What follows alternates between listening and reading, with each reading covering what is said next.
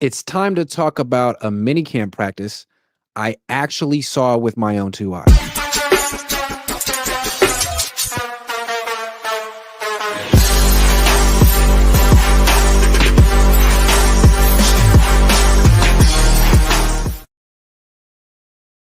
What's up? Welcome to the 49ers Discourse Leaders as voted on by the people. That's Jose Sanchez. I'm Grant Cohn.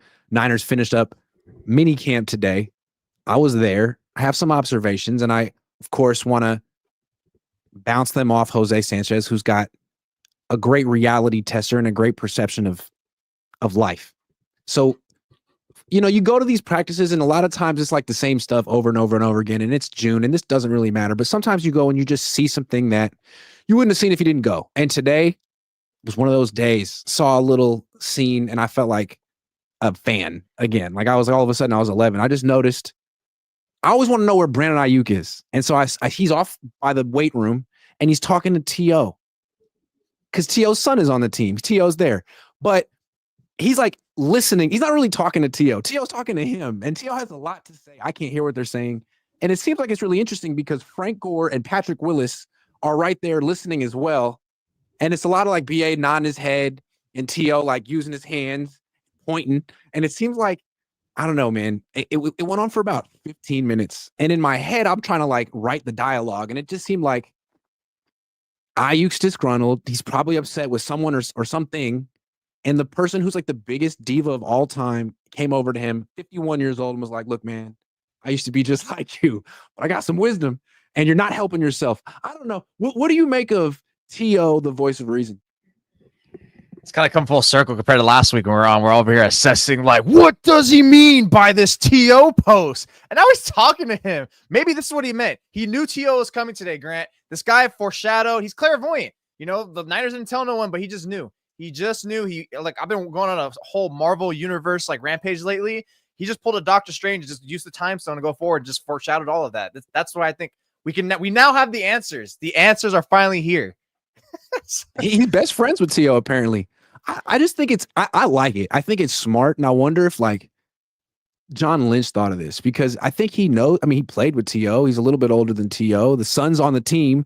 I wonder if like, look, man, we got to repair this relationship with Brandon Ayuk. We're not going to trade him. No one wants his contract. He hurt his knee. He's with us and he's not happy. It's got to be something we can do. There's nothing Kyle can say at this point. He's tried. And I don't know if there's anything Brock can say at this point either. Like he's younger than Brandon Ayuk, but if Terrell Owens, I'm going to try to stop saying freaking because I think I overdo it. If Terrell Owens can come to him and be like, look, I think you're going about things maybe the wrong way. I think you'd be smarter to do it this way. I think you are losing perspective. That's got to be powerful and carry weight. Got to. Maybe, or it could just be like you said, he showed up, his son's there, and it's not unbecoming of the 49ers to have like their legends come through, right? That's pretty much been a prevalent thing, especially since Kyle Shanahan has been there. They've been very more in tune to making their history well known with players and such.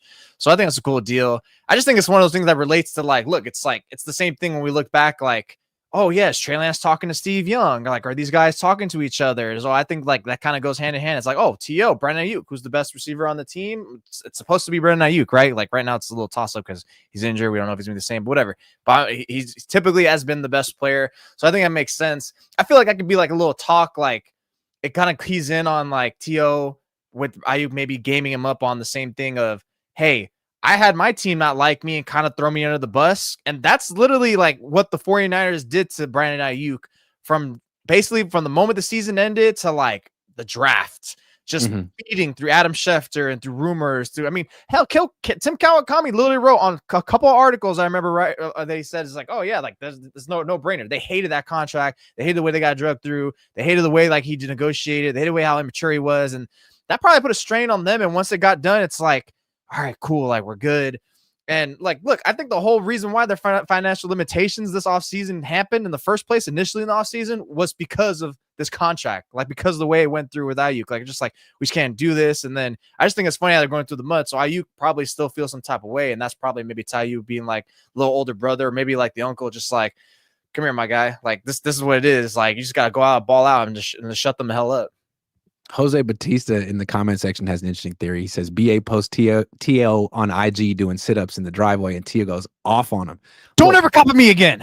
Why did he post that picture on IG? Maybe these things aren't related, but it seemed to me it was during OTAs, which were voluntary, and I didn't happen to see BA at that particular practice. Maybe he was hiding behind a tree, but maybe it seemed like he was being like, I'm not there and I don't have to be there, and I'm on my TO stuff right now because TO was the best and he did the same thing. It's kind of how I interpreted it, but it's all very cryptic and you never really know.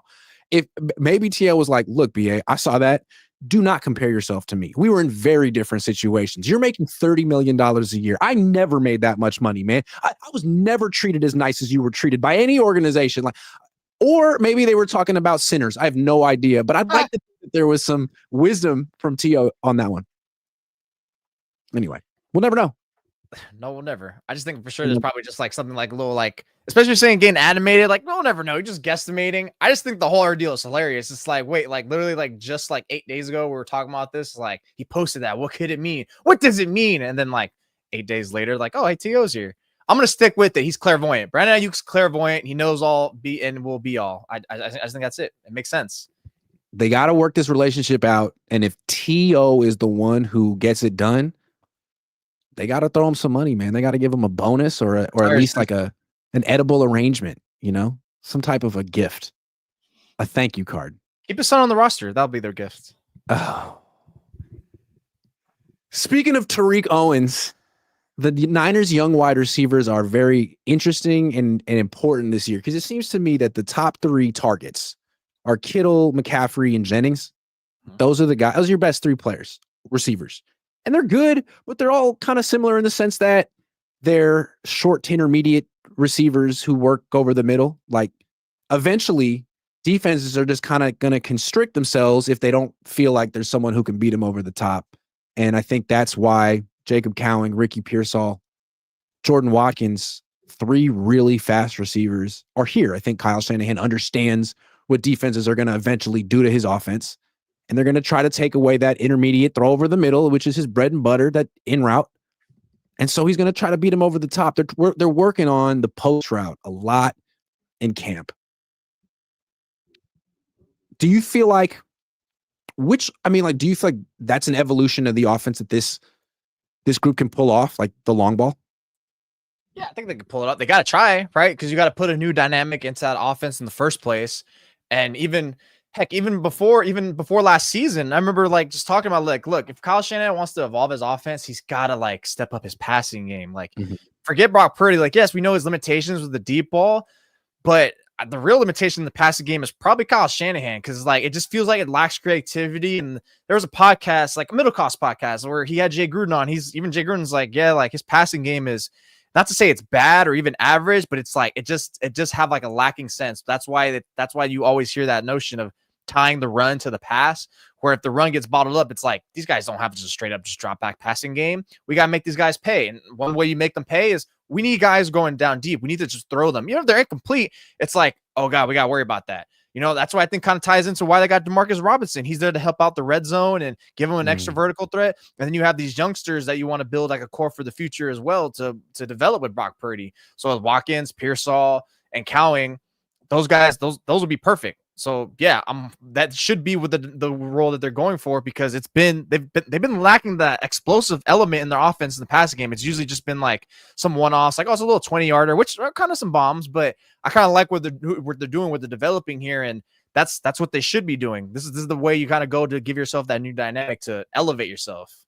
Yeah, I mean, it seems to me like from a defensive coordinator perspective, if I'm trying to figure out what do I want to play against the Niners, I probably want to play split safeties, but I also probably want to play them kind of close to the line of scrimmage because I'm not worried about you going over the top. Like I could put both safeties 9-10 yards off the line of scrimmage and tell them, take away that in cut off play action. That's what I want you to do. And if that's if that's what you're going to take away from the offense, then if they're playing quarters, you got one-on-one on the outside, they run a post route, those safeties are taking away the dig. There's no one there. And that should be wide open. And that's why I feel like Pearsall, Cowing, Watkins have an opportunity to put up huge, big plays if the offensive line can block long enough and Purdy can get it down the field. I feel like it's going to be wide open, and they know it. Yeah, I love that dynamic for sure. Because personally, to me, I've always loved Cowing. Like that was my favorite pick last year that the 49ers made. Like I didn't like not like I glued into his college career like that. I never do on players, but I just remember just like kind of looking and then reading some profiles of like some writers I love when they on certain ones, and they compared him to like Tyler Lockett. I'm like, if the Niners got a Tyler Lockett comp guy in their offense, oh my god, that's beautiful. Because Cowing can do inside and out, and then they tried to on some gadget stuff. I saw instances last year. And look, he's quick and he's a great route runner.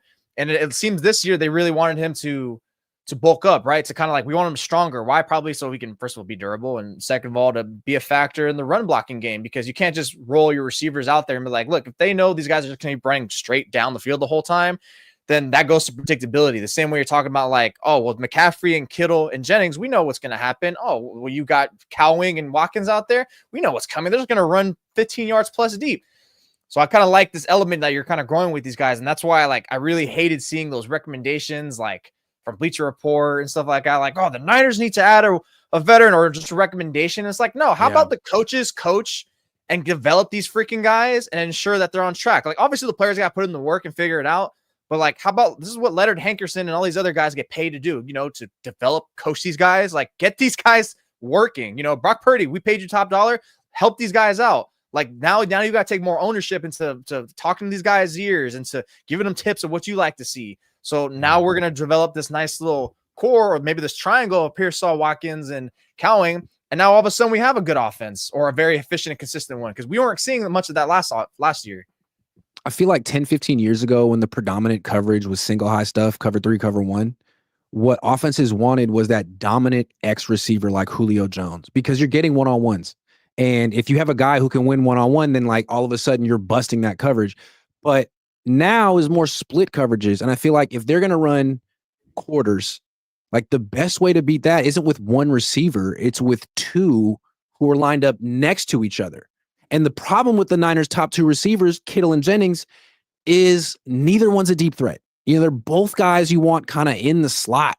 And so it'd be really nice. Like the Lions could do Amon-Ra St. Brown next to Jameson Williams. So if you're playing quarters and your safety like reacts to Amon-Ra St. Brown running whatever route he runs at 15 yards, well, you're fucked, because Jameson Williams just ran a post against a corner with outside leverage and he can't keep up. And there's so much you can do. And I feel like the Niners can't do that right now because, well, they can. They just have to establish one of these 3 young guys as an actual threat. And I think they're going to do it.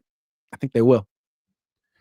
I think it's going to work out perfectly, because one of Shanahan's staples is always calling those little mid-moderate, crossers, like dig route, dagger routes that he likes to call. So it's like, all right, cool. Hey, Purdy, identify that defense. If there's only one defender back there, just chuck it to Cowing or someone. Oh, nope. Brandon Ayuk or Juwan Jennings, 10, 12 yards. We're good. He's trying to make it almost a 2-reader and kind of also identify the defense. This is where it gets tricky, though, when you get like those good defensive coordinators when they're masking, and that's where Purdy gets a little confused. So that's going to be like, but how often are you going to face those high-level coordinators in a season, especially on a weak schedule like the Niners have, like maybe like 3 tops? You're not going to face a bunch of Jim Schwartz out there or a bunch of, I don't know, Brian Flores is.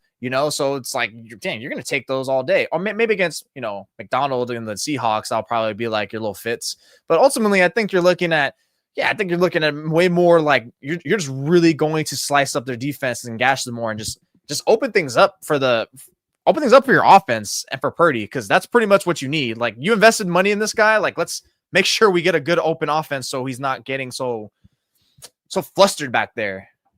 I mean, you talked about they're going to face a really good D coordinator week 1 in Mike McDonald. And the Seahawks are going to be geared up to take away Kittle, Jennings, and McCaffrey. They're going to be all over the intermediate middle part of the field.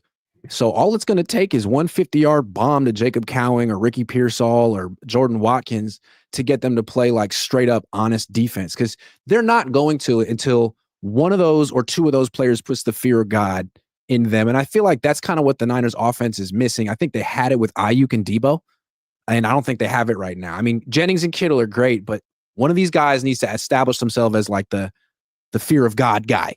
Got to have it. Yeah, that's why I really liked that Shanahan liked when he was asked about Cowing, and he said he basically said this guy's the most improved player, like putting the most work in the offseason. It's like, damn, okay, cool. Like you went from saying Watkins the other week, like, oh yeah, he's standing out, or actually no, Purdy caught him standing Purdy out. said that. Purdy said Kyle that. won't praise a rookie. Kyle, oh yeah, he won't praise a rookie. No, I no, kind of no. like a little bit. It's like, yeah, like Mhm. oh yeah, good rookie, but keep working, keep working. Exactly. Cowing, It's been you 2 didn't really weeks. praise Cowing other than the work, but it's telling that. Here's the thing: what I've always gathered from Shanahan since like covering this team for the last 7 years is if he notices you put all that work in, what's the one thing he always harps on is receivers? He wants the work rate. Why? Because remember 2021, he hated. I mean, not hated. He put Ayuk in the doghouse because he was dogging it on the practice field. He knows Cowing's not going to have that. So I'm anticipating in camp when you go there, and I go there for like 2 practices, is when you're probably going to see Cowing get a few more opportunities, and then it's going to be on him to really reel in those opportunities and show like Shanahan's like, okay, wow, here's some opportunities. He made most of it. We might have a role for you in this offense after all. Cool. Now we're rolling. Because honestly, I'm not really too high expectation on Pearsall. Like I've got him very like sketched out on his hammies. My guy's got Carnitas hammies, the same one that they make at La Tapatia, dude. Like I just wonder if it's the same leg. Like, is this the same leg? But even then, that's still like. I just don't think he's good enough to miss back-to-back off seasons. Like a guy like him could become a good receiver, but I think you need to put in the work like Cowing is. And all I know is that Cowing didn't get opportunities last year, but he didn't get hurt. He didn't miss time. And I think all that time on task behind the scenes is showing it's positive. What am I trying to say? It's paying off for him. It's paying off for him. Today, he had 4 catches. He was good. And it's not like he's a one-trick pony just running fades or screens. Like he was running deep comebacks, digs, all kind of stuff. So that's him. And then you got Jordan Watkins, who had a good couple of weeks. But with the starters, he runs a corner when he's supposed to run a comeback. Ball goes to no one. And Purdy's like, the Andre Iguodala, like, like so Watkins will get there, but he's not probably at Cowing's level right now in terms of like knowledge of what he's supposed to do. That's why I wasn't like, look, I never get high or low in any negatives or positives from these players, but especially when you're hearing it from rookies, it's like, all right, like let's just wait. Like he's gonna end up messing up, and sure, again, like he messes up. Like to me, I don't really consider him a factor at all this year, unless somehow there's injuries or he's somehow just blows up. But I'm really just looking specifically at like a Pearsall or Cowing, maybe Watkins midseason towards the end, like they start giving him more. But I'm looking at more of those two. And right now, one guy's healthy and there's not. But Cowing did miss like majority of training camp last year. Remember, he had a bad hammy too, actually. But he's not getting plagued by it again. Whereas Pearsall's kind of just like first is the shoulder, there's your hammy, and then obviously we know the unfortunate incident with him, but now it's just your hamstring again. It's just, damn, dude, like, where's your luck headed? Like right now, you're treading closely to that injury prone status for sure. Yeah, man. Pearsall needs to get it together because he's got a good opportunity. Any speedster on the outside can really eat one-on-one because Jennings, Kittle, and McCaffrey are going to get most of the attention. Joseph for real donates $50. Says the reason I watch and respect your program is not for the doomer plot futile baby boys cling to. You're a pro pontificator with the intellect to see value beyond the expansion of fanatical delusion. In theory, you're the antithesis of fascist agendas. Hey, I'll take that. Jose, here's $10. All right, I owe Jose $10. Thank you very much. Thank you. I like to think that I'm covering $1 billion organization, and that like my job is to sort of not trust them, right? Like not take them at their word and sort of be, I don't know, skeptical at least. Austin Rodriguez says, who's accountable for drafting a crappy kicker in the third over O-line depth? I'm putting that on Kyle's ego. No. Yes.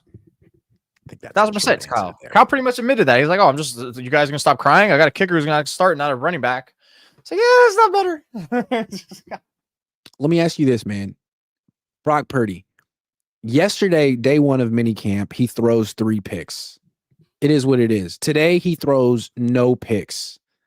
Was today a good day? Was yesterday a bad day? Like, how do you sort of look at the practice interception topic? Practice is your time to mess up, so you don't mess up in the games. That's always maybe that's just the athlete in me growing up, and it's like all coaches in any sport always told me, if I don't see you messing up or taking chances in practice, like I can't trust you to really be a baller out there. Like now's the time for you to learn trial and like error. if you're scared in practice, like that's not, you're going to be scared in game. If you're over here kind of worried about like, oh, if you're already timid in practice, the safest thing, like when we're not even going, right. It's 100%, but practice 100% is always different from like, preseason game 100% or a regular season 100%. If you can't do that now, and you're just like, I'm not gonna feel good about you in the actual game, brother. Like, what's going on here? No. So anytime I see the picks or the touchdowns, it's like, yeah, like cool, but because to me, it's like I feel like none of it's really like 1,000% translate into the regular season games. Like even like what was it last year, 2 years ago, he was throwing a bunch of picks or something like that. It's like other than like maybe his late games towards the second half of the season, like that's when the picks start to kick in. Like I just feel like cool, he's trying something, especially when you're saying right now, like they're trying to really emphasize the deep ball. All right, cool. Like that's good. Because then ultimately it's like we're lacking context that you and like the several other people are there at. It's like, okay, like, wow, did he get picked off because Jordan Watkins ran a corner versus a cutback? So that's the thing I care about, like miscommunications, like who are we assessing that to? And then at that point, it's like, all right, is Grant actually assessing this correctly? Right. Because like, I don't know the people's assignments, the play call, none of that. Yeah, because like I saw like Nick Wagner. We both love that guy. So I would say like he said something about like, oh, it looked like maybe that Purdy saw a check down glance and turned away and just forced it just because it's practice. So I mean, it's like, and again, it's like, I don't know. I just, no matter what, I've never like, even when I go to camps, dude, I don't really take too many notes. I'll take certain things that blew my mind. I was like, oh my God, this was a good thing. Like depending on what it was. There's just certain things where it's like this stood out the most, whether it was egregious or really fantastic. Because I don't be jotting down too much. I never do. I like to look on certain things, like whether it's one-on-ones or just like the certain plays, like, hey, these were notable. It's like, oh, you threw a pick, whatever. Like, because there'll be times where like even when we assess after a training camp practice and you're like, all right, Purdy threw 4 picks. I'm like, damn, he did. I only remember 2, or I only jotted down 2. And I'm like, oh yeah. And then once you talk about it, like, yeah, I remember. Like, yeah, those just didn't stick out to me because I was like, yeah, those are just like flimsy ones. So it's just really just. I don't know. It is pretty interesting because you could put that out there. For us, it's definitely good. For you, obviously, because then we could talk about it, contextualize it. That's great content. People can know more. But yeah, at the end of the day, it's just like I'm glad he's not. I would say if he went through a whole week's worth of no picks, I'm like, is he just what is he doing? What is he doing? He's just out there just like coloring in the lines and not trying to get a little crazy, or what's that? Yeah, I think what you're saying, and like what a lot of fans that support or defend Purdy when he throws a practice pick is like, look, man, it's practice, and what really matters isn't the results in practice, it's the process. So if you're just going to tell me he threw a pick, like, well, why? Was it his fault? Was it the receiver's fault? Was it a good play? Like, you got to give context, and you don't know the play or the coverage, or so I think that's fair. And I think when he does throw picks, if the reporter can give enough context, then you can sort of start to analyze whether the process was good or not. So let's try to do it from yesterday. 3 picks from yesterday. The first one, from what I saw, the number 1 receiver was Watkins running a curl. He wasn't open. So instead of going to number 2 or number 3, Purdy scrambled out of the pocket, locked on Watkins, who ran toward the sideline, and threw to Watkins, who didn't get open, got picked. So you could look at that as like, hey, he's being aggressive. He's giving Watkins a chance. He's seeing if he can trust Watkins. That's all true. Or you could say, all right, super processor, let's see you find your running back in the flat. Where's your tight end? Like, you could say you could go both ways. I don't know. I think personally, I like that he goes for Watkins because odds are he's probably getting sacked in that play in the first chance. He's not feeling the pressure. So it's like, again, it goes back. It's like 100% in practice. You're not feeling the same thing because it's like, oh, you're not getting sacked. Like, at least go out there and like do something, get a little cute. I mean, what are you gonna do? Just like drop the ball? It's like, oh, I'm just gonna check down because I was sacked anyways. Like, I think at this point we could trust Purdy enough where it's like he should make that right check down call. He didn't do it enough last year. Obviously, that's why he had that high pressure and time to throw. So I think that's where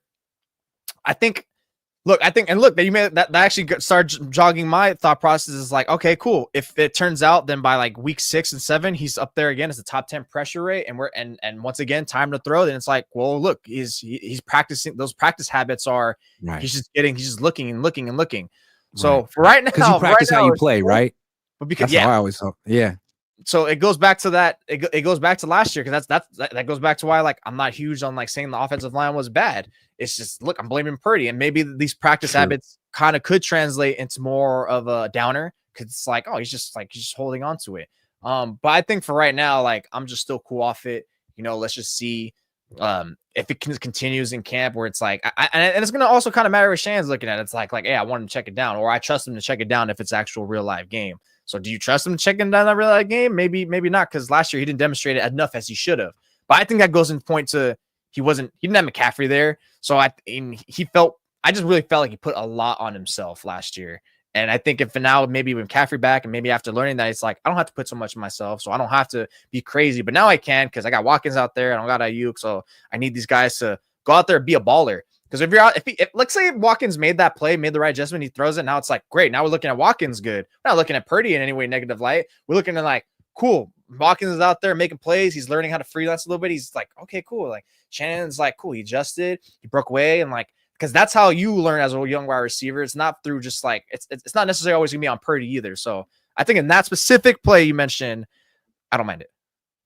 Yeah, and I think he's really established his legs as a threat. Like he's a scrambling threat. He did that a lot last year, but he had almost 400 yards. Yeah, but and that's great, man. I love a scrambler. A scramble's a great play, but you know what's a better play? Checking it down to McCaffrey every time, man. Because him running is more dangerous than you running. And you're a good runner, Brock, but he's a great runner, even at 29, coming off what he came off, better than you. So I'd like to see him be a little bit more of a game manager this year. Like, you don't need to be a playmaker because you're not, man. You have moments. But the thing about Brock that's so interesting to me and why I do look at the interception, people talk about him like he's Drew Brees. They always say, like, man, it's the processing.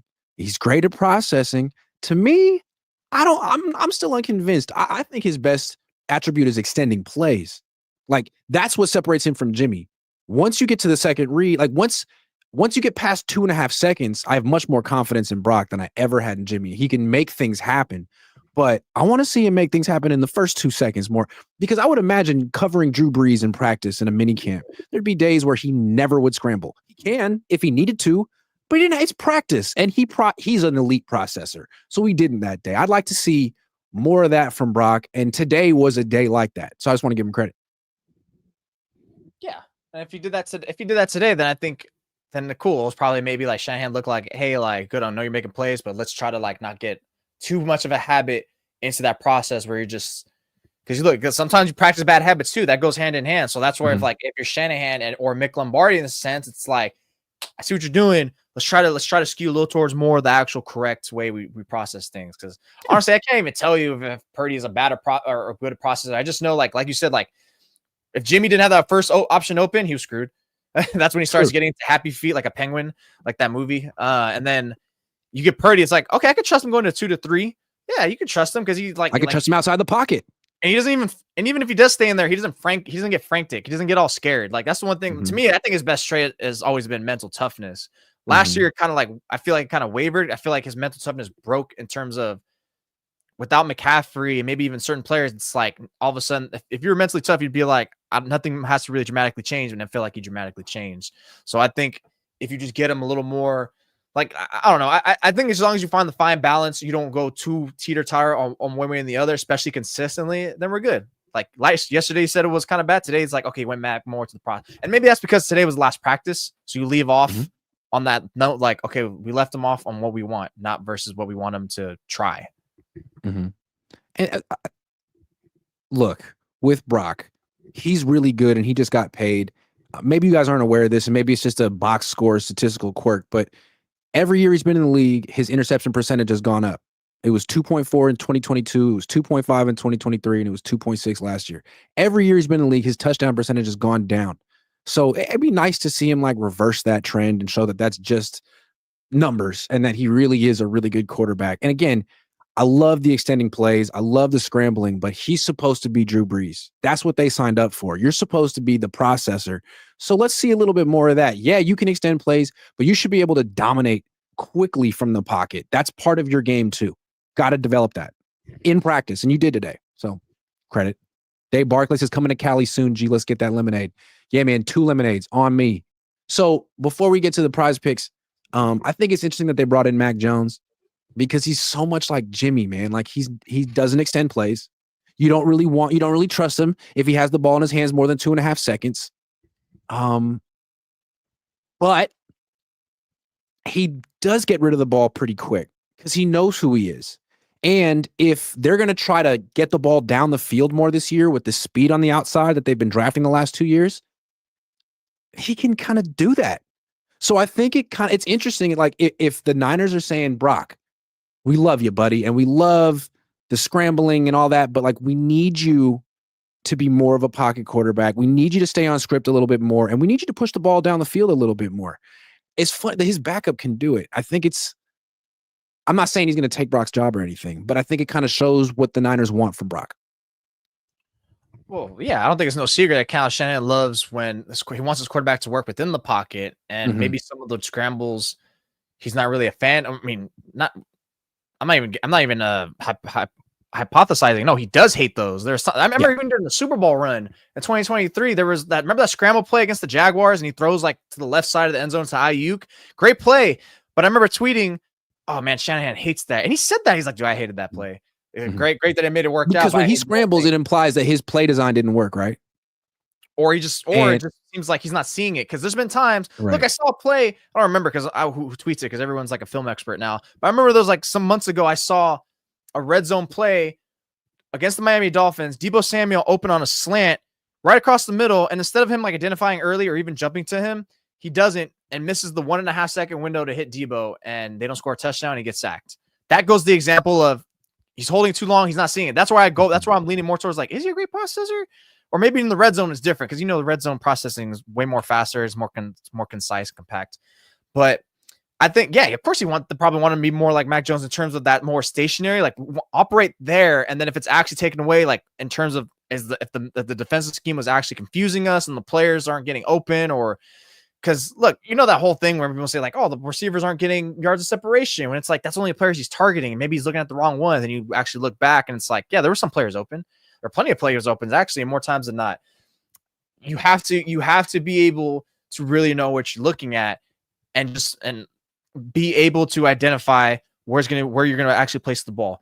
And you have to work within the pocket. And I think that's where he gets his legs and like a little bit happy feet where I don't see one or two, like, let me just try to make a play and stuff like that. But maybe that goes back to more what I said, alluded to earlier, is just like he kind of forced himself to do that a little more. He felt like he had to make the bigger play. Maybe that changes this year because he has everything there and he's gone through experience like, okay, I don't have to try to be a hero play. Not everything has to go past his sticks. Because again, I said it last week, his sticks percentage beyond the sticks were his highest of his career, like twice or 3 times as much, I feel like. So I think now it's just like Shanahan has to drill. We want to work within there. And I think Lombardi's going to do that with the quarterback coach because he's done more like within. I know he doesn't have a huge resume quarterbacks coach, but I think that he's going to be able to relay what Shanahan wants. And that's what work within the pocket, work within the play. It's there. You don't have to go back. They always talk about like they want their quarterback to be a point guard, right? And it's like that implies like just distribute the ball, let your eligible receivers be the stars, get the ball in their hands as quickly as possible, let them make the plays. You're not a playmaker, just a point guard.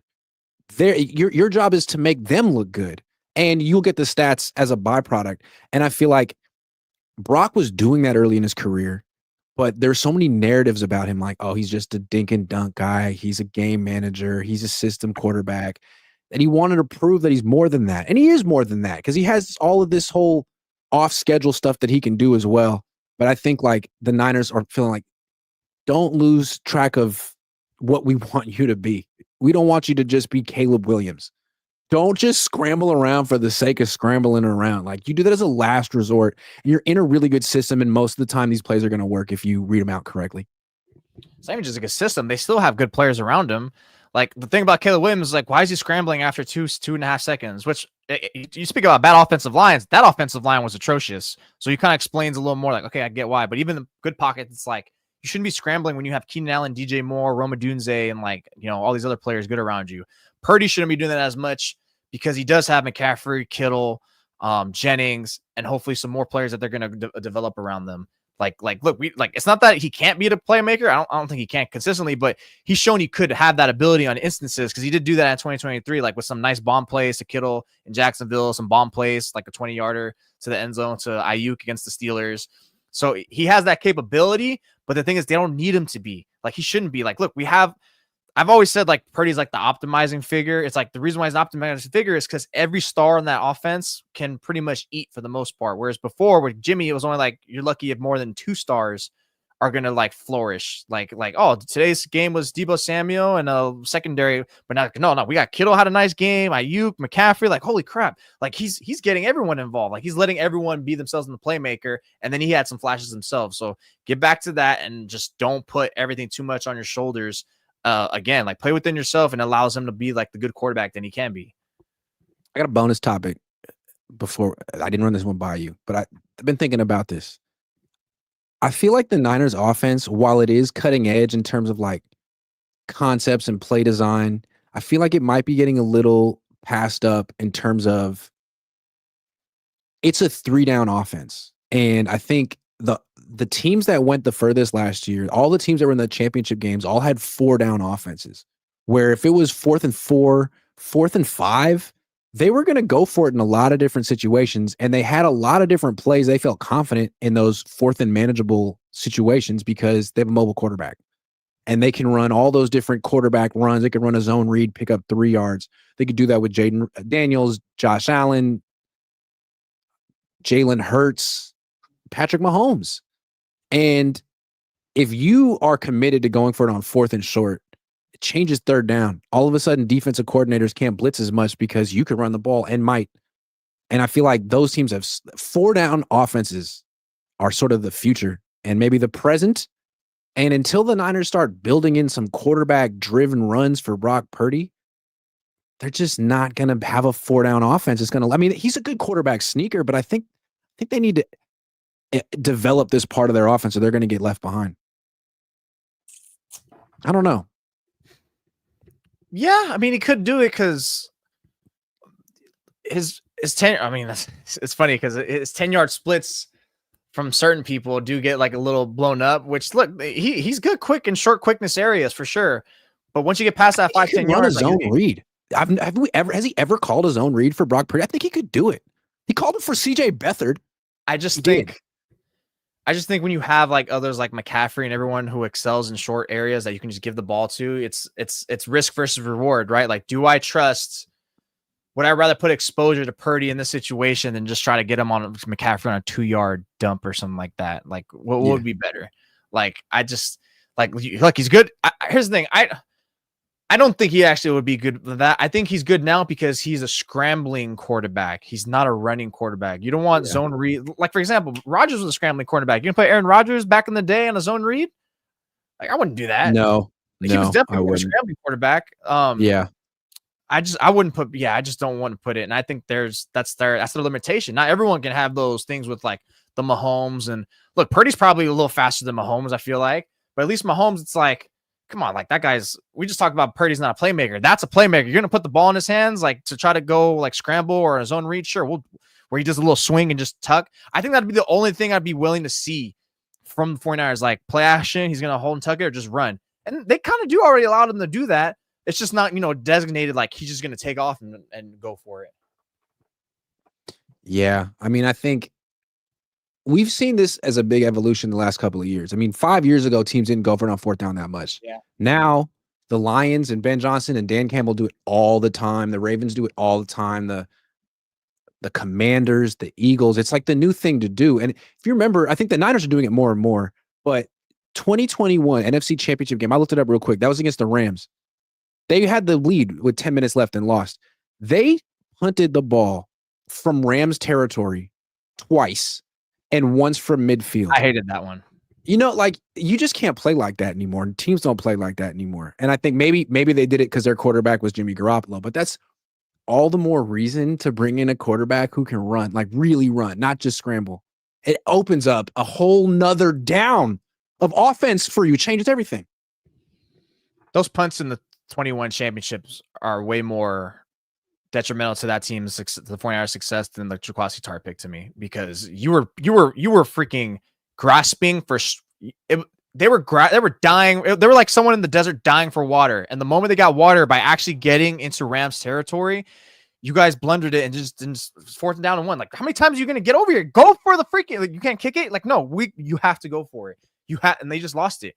Cause it's like, they barely got there in the first place. What makes anyone think like, oh, it's Crossy Tar picked it? They're now the 49ers at their own 30. Like, you think they were just going to trot back there so easily because they had so much success before? Like, no. So, I mean, it's just, I just think like those examples you gave, like, who are their quarterbacks? And one team actually just has a freaking diabolical head coach who likes to go for it on fourth down. It's like, nope. This Dan Campbell would hit on an 18 in blackjack. So, I mean, I'm not sure I necessarily want to sit next to that guy. The rest of them actually have those quarterbacks necessary. You could try it with Brock, but the moment he gets hurt, it's like, damn, that was dumb. God, why did we do that? That was not worth it. That was so risky. Yeah. You know what? How about this? I'll level with you. Do it in a playoff game, not in a regular season game, or a must-win game like late in the season. I just, my hot take is that like running a quarterback for 4 yards on a zone read and you're just asking him to like get out of bounds and get the first down is probably safer than asking him to drop back in the pocket. Like, I'm not asking, like, what they did with Trey Lance, like, run between the tackles. Like, don't ever do that with Brock Purdy. But on a 4th and 3, if he's in the gun and he, shows it to Christian McCaffrey, no one's going to be like, oh, Brock might keep it. I mean, he's never kept it in his whole life. And it's McCaffrey. I think it would work, man. I think it would work. Of course, you have to read it out. And if the guy crashes on McCaffrey, it's free 4 yards. Take it. I think he could do it. Steve Young was on the radio and said he thought he could do it too. And if Steve says it, I believe it because I love Steve Young, my favorite player of all time. Steve never got a zone read. Can you imagine how freaking good Steve Young would have been if that play existed? He would have racked up a lot more rushing yards for sure. He really should have been the greatest quarterback of all time. He's ahead of his time. The 1999. Can I say that he was so much more gifted and talented than Joe Montana? Can you say that on a Niners stream in 2025? Yeah, because I don't think that's polarizing or extremely hot take. Probably he was just as accurate as Joe Montana statistically, and just see, I have so much more of an athlete. I have a bunch of 49er family friends and who like will say Montana was the best, but they'll probably say Young was better. You know, if that makes sense. I mean, Montana was the best because he's the greatest Super Bowl quarterback of all time. Decorated, right? Yeah, I mean, in the biggest games, he came through. But I wasn't alive yet, so I don't even know about that. Josh Wyatt says, please stop reporting on a quarterback controversy that doesn't exist. It's not credible. It distracts from the real story. Hosting the Super Bowl with aging stars and a still cheap quarterback, the Yorks are passing on 2025 to focus on soccer. I don't think we said anything about quarterback controversy. Or you didn't. Maybe you've written about it somewhere. I mean, it's not one yet, but just give Mac Jones. Okay, so yeah, it's bad timing. I mean, I think they wanted to take all the dead cap on in 1 year as opposed to spreading it out over multiple years. So you got to give him kind of credit for ripping off the Band-Aid. It's just bad timing to do it now when you're hosting the Lombardi with the Super Bowl. Although this was assigned to them years ago, I didn't know it was gonna break like this. Yeah, I think I'm not really too big on like, oh, they're not going to be able to contend too hot for their own Super Bowl in their own stadium. Like, how about just get to one instead of just like focusing on the one that's at home? Because I don't really care about that. But well, now I have another bonus topic because this is actually a really good point. So, like to his point, spending a lot on soccer, they spend a lot on football too. Purdy, Kittle, Warner, but they still have like 40+ million in cap space and some holes on the team. And a couple cornerbacks are available. Jair Alexander and Jalen Ramsey, who may or may not be a cornerback anymore. Maybe he's more of a safety, although the Niners could use one of those too. Do you think the Niners should go after a cornerback such as Jair Alexander? I'm a hard pass on Jair, and I love Jair coming out of college. I remember I wanted there was a certain team that had a fit for them. I don't know, whatever, but I really liked him coming out of college. I loved him his first few years. He was legit, and he just can't stay healthy. He just can't stay healthy. And the times he has not shown. He looks like a shell of himself. I do not like it. I personally, and look, it's not like the 49ers have a whole like regime of corners that they can't wait to groom like they do at wide receiver with Pearsall. Cowing and even Watkins. You know, they have Upton Stout, who's what's projected to be a slot, so that doesn't really affect them. But it's like I'd rather you give those reps to him to obviously Renardo, and then whoever else is going to step up. Because over a guy that's just even Jair comes cheap, it's just to me, it's just like, okay, what about the resources and time? Because there's only so many reps. Like put that on your young squad. And with Jalen Ramsey, I would like Ramsey if you are going to commit him to a safety. That's the real area I would like the 49ers to look at versus safety.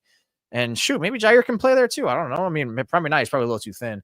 But I do not like it because anytime he's shown like even when he's been healthy last 2 years, he hasn't been there. You could say like, yeah, he's been hurt, so he's trying to get back into it. He never got to hit his stride. Okay, sure, maybe. I just feel like where the 49ers are at now, just no. I'm more sold on give me a safety because you got Jair Brown, like who had a scope on his ankle. He's not going to be ready until the beginning of training camp. You have Mustafa, who's not going to be there. They have no starting safeties from last year ready or going to go. And is Robert Saleh even a fan of Jair Brown like that? Like, who knows? I mean, I would rather you bring a safety. Give me Justin Simmons or Julian Blackman, or if you want to, I would even entertain Ramsey and the safety. I just don't like Ramsey because the Miami Dolphins are probably going to over here trying to like screw you over with picks and then his cost too. I mean, I just don't like Ramsey as a locker room figure either. He wouldn't mesh. I feel like he'd be like a lukewarm Devontae Campbell.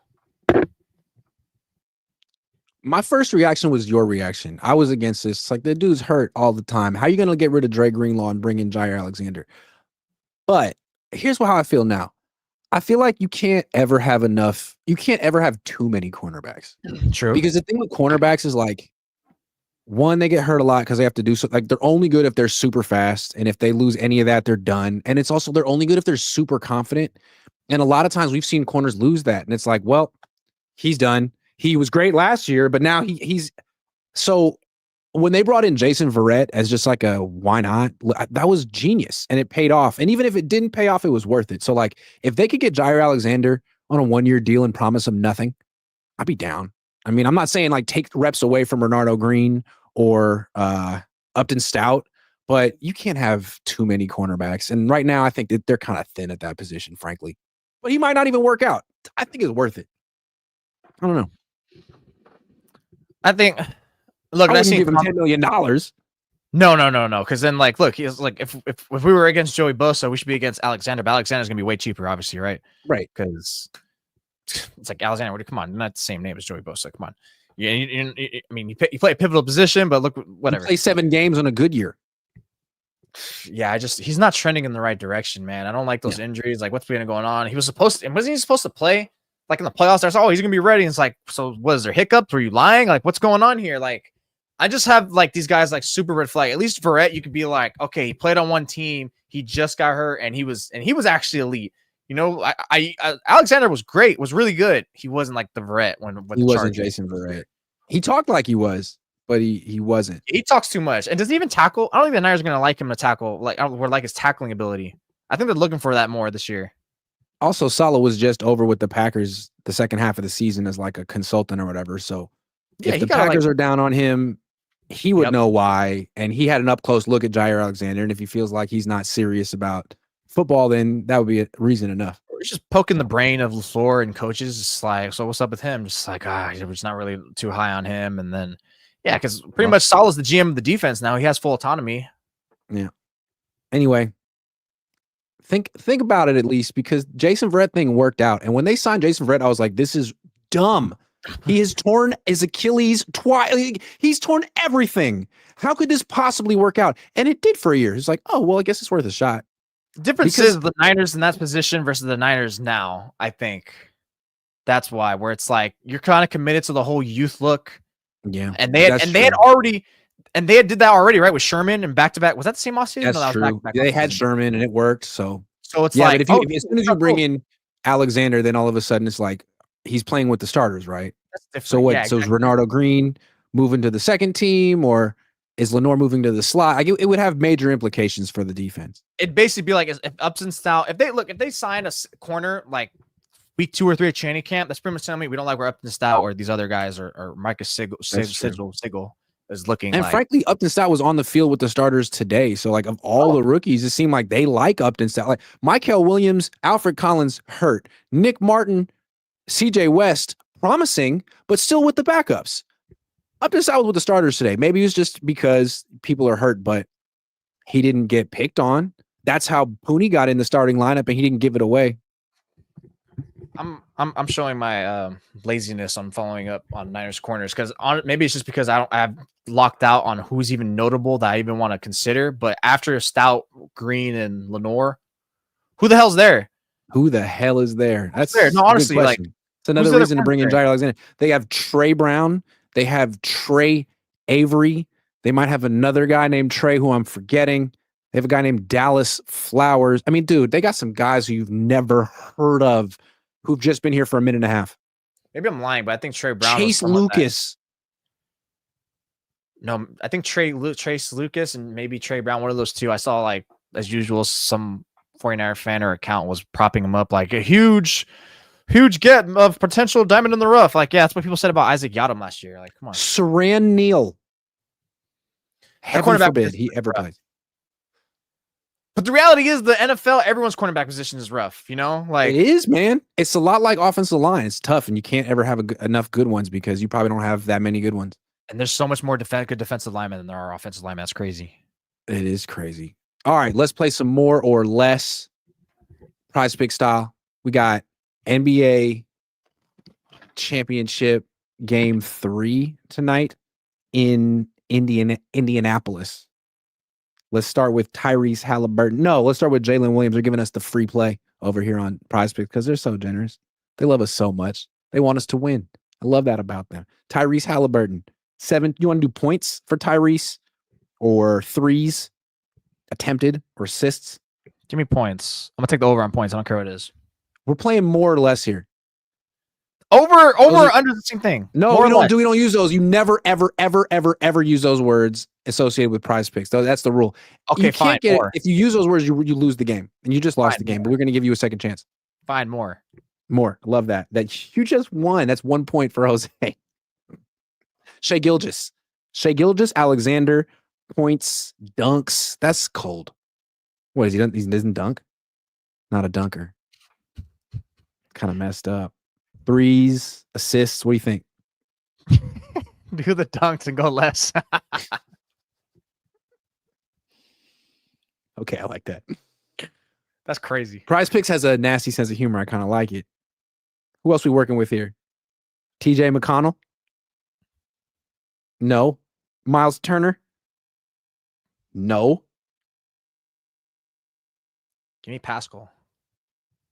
Did we not? Pascal. That's a good name. Okay. Is it Pascal or Pascal? That was Pascal. Pascal? I think it's Pascal. Pascal? Points? Sure. Where's it at? Is it 19 and a half? 19 and a half for Pascal. I like a little less. A little less? I like picking less for players. I like going on and being like, nope, you're not that good. Less. Chet Holmgren.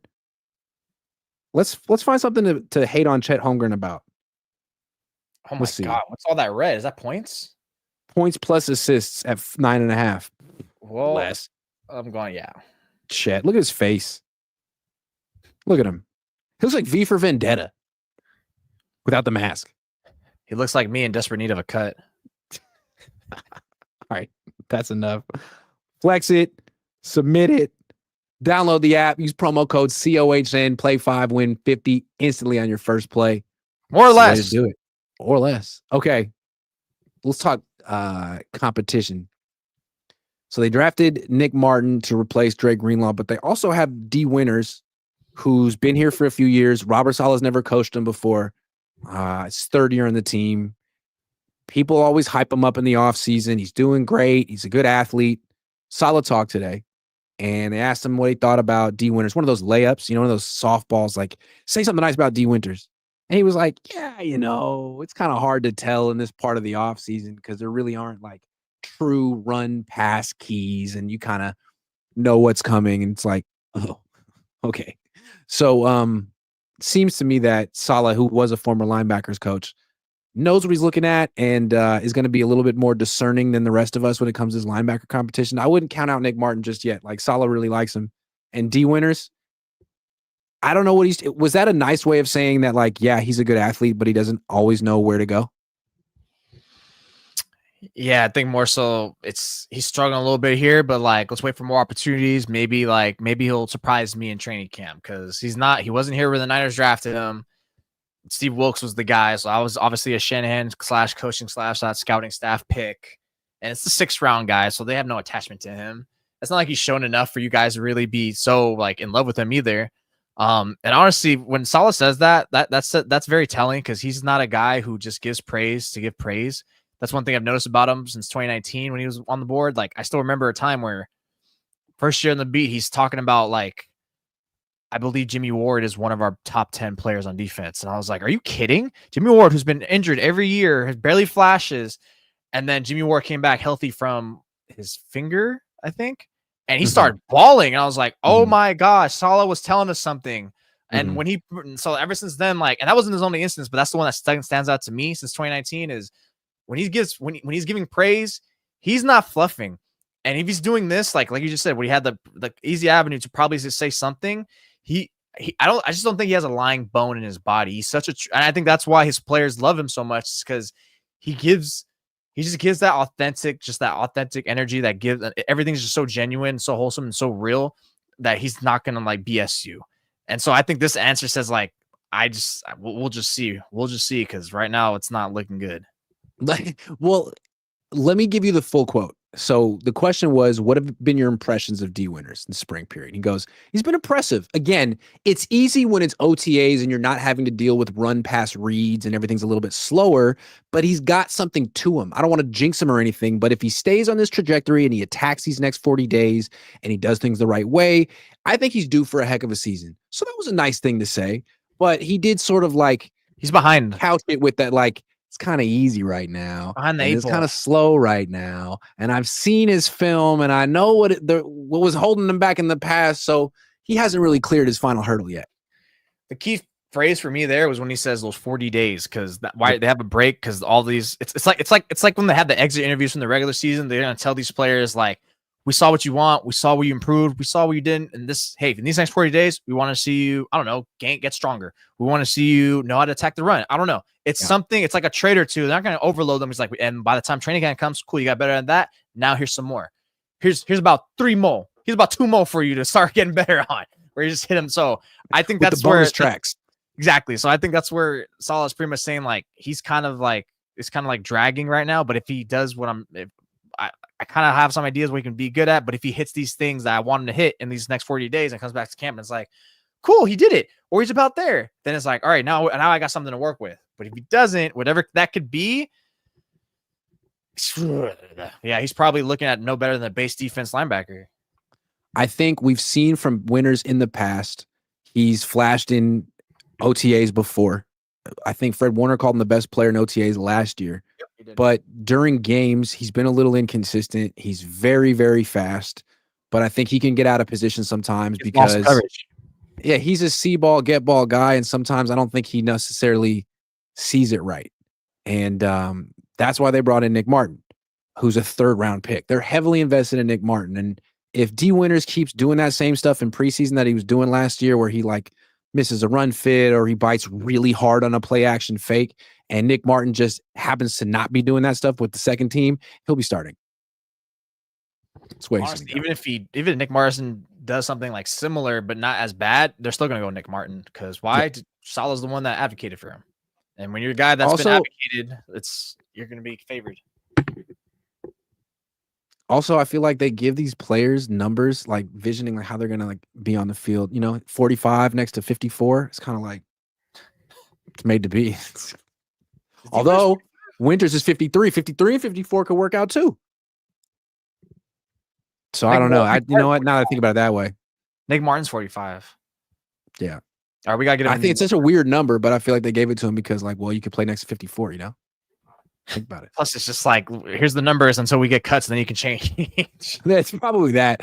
Big Tone 707 says, young, famous run Bill Walsh was like WTF. Oh, his famous run against, the Vikings? They never called runs for Steve Young. It was just a different game. Captain Spock says, I enjoyed Lowell's column over the years, and it is great to see Grant keeping up the tradition of excellence. Thank you. And Jose as well. Dave Barclay says, irony watching you while at job on Lowell Drive. It's funny. All right, let's talk about the competition everyone wants to know about. Oh, boy. Kicker competition. Yesterday, Jake Moody. So hold on. Let me show you what Jake Moody does now. He's got a whole different thing that he does when he sets up. Okay, here you go. My guy's about to kick the mic. He stands here like this. He goes this. Okay, steps forward, and then he steps back, and he's got this wide thing going on like this, and then he starts creeping, he goes super wide, and he's standing there, and then he starts creeping, and then he kicks. Dude, it looks weird, man. It looks like a guy who doesn't know what feels good anymore. Anyway, he missed a 37-yarder wide right, hit the other ones. Greg Joseph today, just a mediocre, average kicker in the NFL, was 7 for 7. Your stance, if you're actually getting even close to what it looks like either you were A, surfing, or B, almost getting surfing's a good description of what it kind of looks like at first. He kind of gets his balance, and then he slowly brings his feet together. It's weird. Because they have this weird little process. I gotta do this little step pathway thing. I'm on an entrance in WWE to get to that point before I go to kick. Because it looked like you were in a surfing stance, or it looked like you're one of those very, very unorthodox stance that I've seen random fighters in UFC do. And I'm just what's going on? Are you gonna high kick this thing? High kick your mic? Oh my god! I really need to see this because it's look, I feel like this guy. The moment I heard that Jake Moody changed his stance the other week, I was like, God, what a busted pick. This is not a guy that, if you're already changing your stance in year 2 or 3 in the NFL, you're screwed, son. You do not have much long. My goodness, this is the same guy who Jim Harbaugh advocated for death taxes. Jake Moody. That's probably the worst claim Jim Harbaugh's ever done in his life. Although I will say this: when Moody gets cut eventually, Harbaugh's going to pick him up, right? He has a very strong leg. That is not the issue here. It's just that he missed a 37-yarder wide right, and in the Super Bowl, he missed an extra point. So I don't know. I don't really give a damn what he does in practice. I wouldn't put him on the team. No, I don't trust him. I'm look, what's even in the competition you're bringing him? What's that going to do? It's still not going to do much until you see him in a game. When you see him get in that surf stance in the first preseason game, I don't think it's going to make anyone feel confident. Oh, look, he's surfing. He's got it figured out. I've never seen anyone else do this thing. It looks kind of weird. The first step, usually they hold on. I'm going to do this again.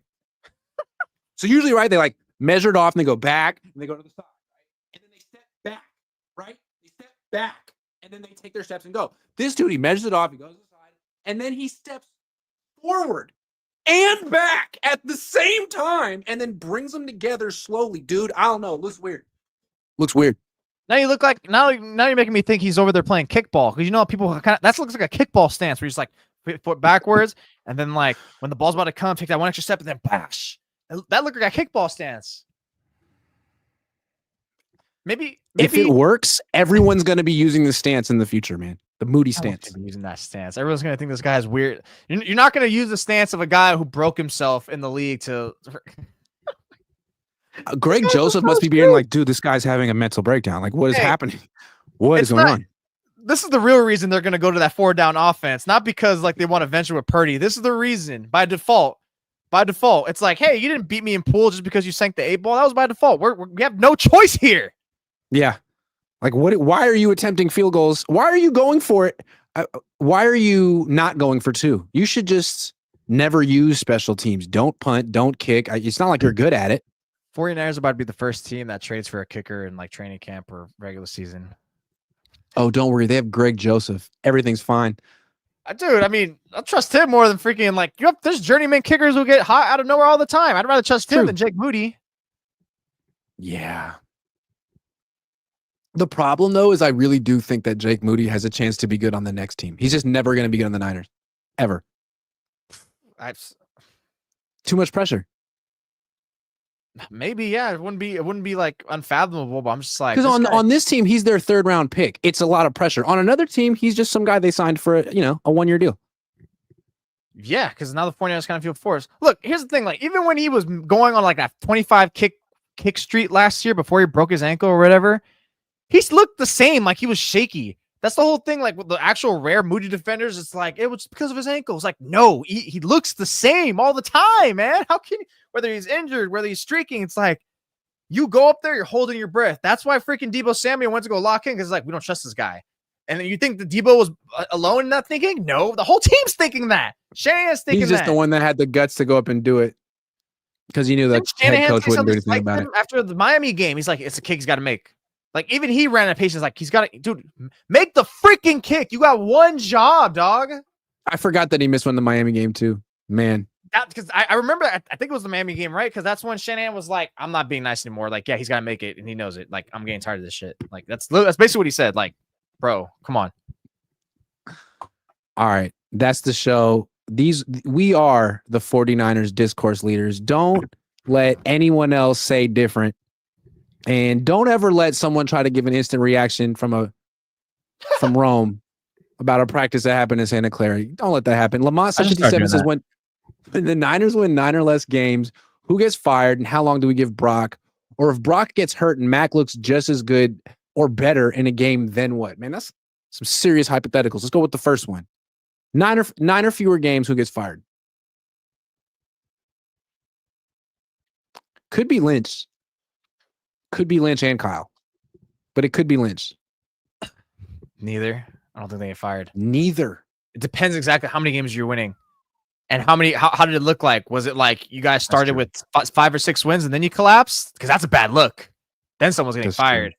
Or was it like just a roller coaster and it looked like rookie growing pains or something? I don't know. All right, and the second one, how long do we give Brock? Or if Brock gets hurt and Mac looks just as good or better in a game, then what? Then Mac's going to go sign with someone to the highest bidder. He ain't coming back. No, what's cool about Mac, though, is that they signed him through 2026. I think that was smart. Oh, that's right. Duh. I like that. Then we get a real quarterback controversy next offseason. I'll be happy about that. Then guess what? The Niners can trade him. Or Brock. Jones. They ain't trading Brock. Come on. Why not? You've already invested. I mean, I guess there is an out, but then you gotta shell out another contract. No, they're gonna kick out. They're gonna kick Mac. Mac can get him probably like a 3rd round pick if he looks really good. But if Mac's really good in the Bay, then he could be like Mac Dre. You know what I'm saying? Mac Mall. There'd be so many. There's so much potential with Mac. I mean, marketing. You know, that didn't work. That didn't really work so well with Trey Area. Now did it? So I mean, you want to go back in that's Trey Area. My God. Hey, did you see Des Bryant retweet me? He did. Oh, that's right. That was pretty funny.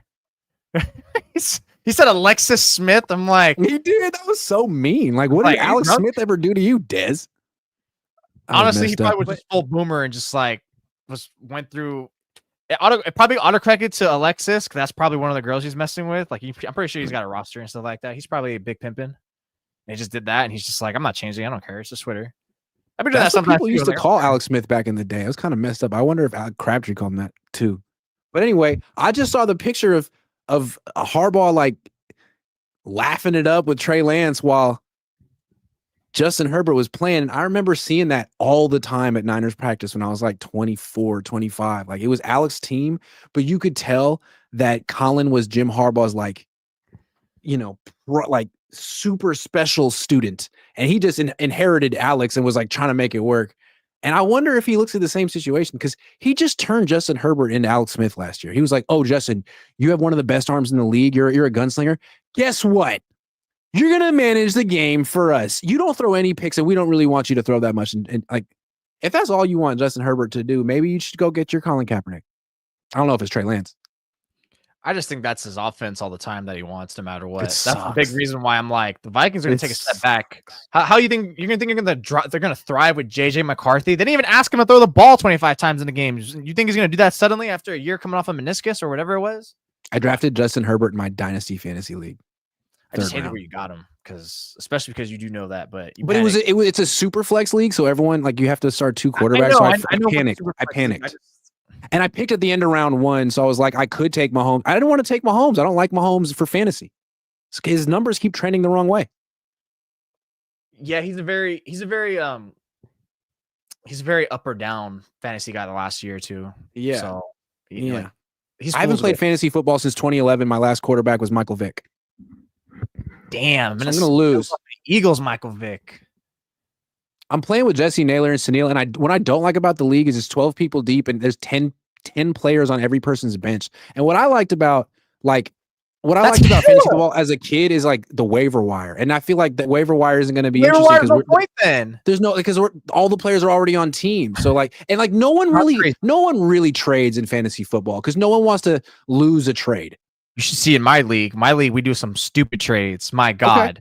So one league, it's like everyone's very stingy. Very like, this is mine. It's like, I don't care. Yeah. Or in my family league, the big money one, where it's 12 people, only 5 people on the bench. So the waiver wire plays a huge role. I like that way better. There's some crazy trades. And I always finesse someone every year. Like there was someone like 2 years ago, like one of my cousins, I finessed him. I traded him.